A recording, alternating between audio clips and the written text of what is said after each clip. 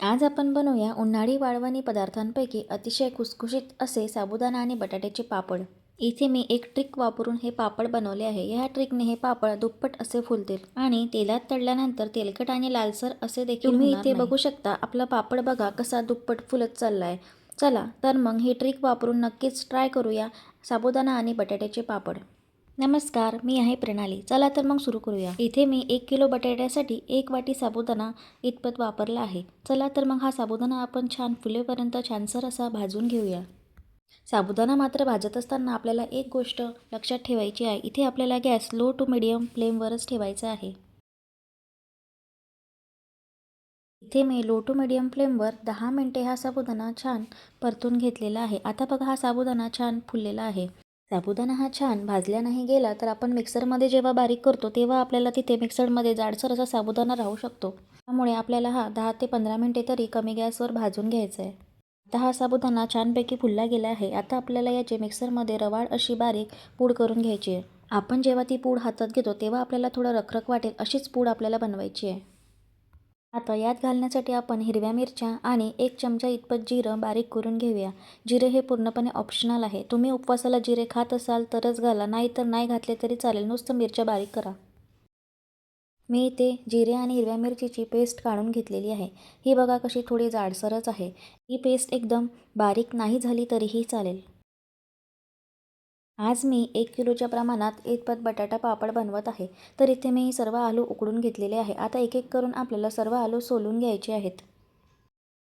इथे मी बघा 1 किलोच्या बटाट्याच्या प्रमाणे 1 वाटी इतपतच साबुदाणा भाजून बारीक केलेला आहे. इथे बघा साबुदाणा जर जास्त झाला तर पापड असे कडक आणि कुरकुरीत होतील आणि खुसखुशीत होणार नाही आणि बटाटे जर जास्त झाले तर पापड लाल होतील तळल्यानंतर. त्यामुळे इथे प्रमाणशीरच घ्यायचं आहे.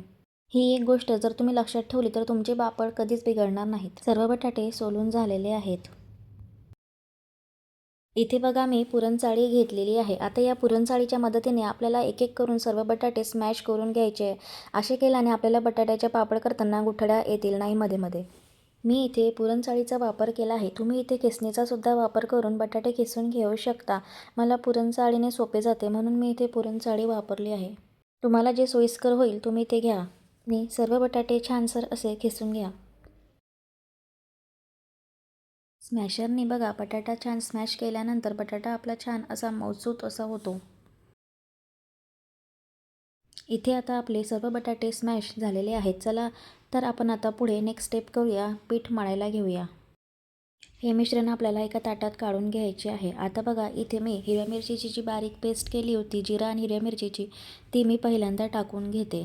नंतर यात आपल्याला लागेल तशा चवीनुसार आपण इथे मीठ घालून घेऊया. इथे तुम्ही उपवासाला जे मीठ वापरत असाल, कोणी काळं मीठ वापरतं, कोणी साधं आपलं पांढरं मीठ वापरतं, ते घालून घ्यायचे आहे. नंतर बारीक केलेली 1 वाटी साबुदाण्याची पिठी घालून घ्यायची आणि छान असं एकजीव करून एकत्र करून पीठ मळून घ्यायचं. या मिश्रणामध्ये आपल्याला एक थेंबही पाण्याचा वापर करायचा नाही. पाणी न वापरता आपल्याला हे पीठ असंच मळून घ्यायचं आहे.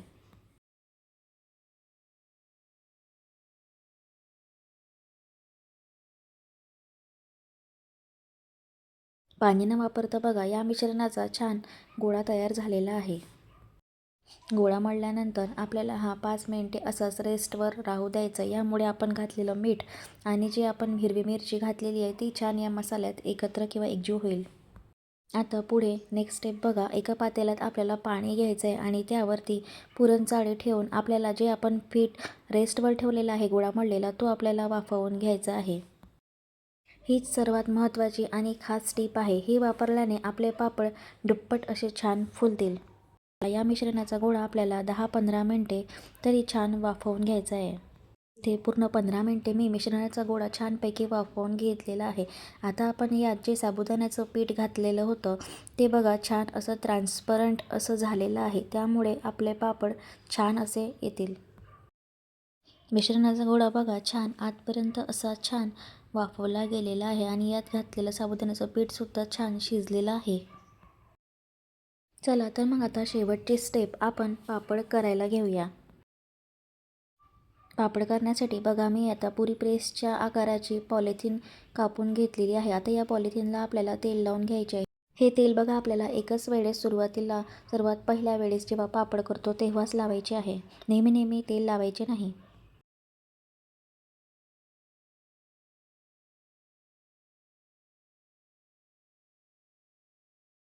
जेवढ्या साईजचे आपल्याला पापड हवे आहेत तेवढ्या साईजच्या आकाराने आपण इथे पिठाचा गोळा घेऊया आणि पुरी प्रेसमध्ये ठेवून प्रेस करून त्याचा पापड बनवून घेऊया. पुरी प्रेसच्या मधोमध आपल्याला पॉलिथिनवर गोळा ठेवल्यानंतर बघा त्यावर अजून पॉलिथिन ठेवून आपल्याला पुरी प्रेस करून घ्यायची. याने पापड आपला चिटकणार नाही. पापड बघा किती छानसा असा तयार झालेला आहे. आता हा पापड आपण पॉलिथिनवर छानपैकी व्यवस्थित असा आथरून घेऊया.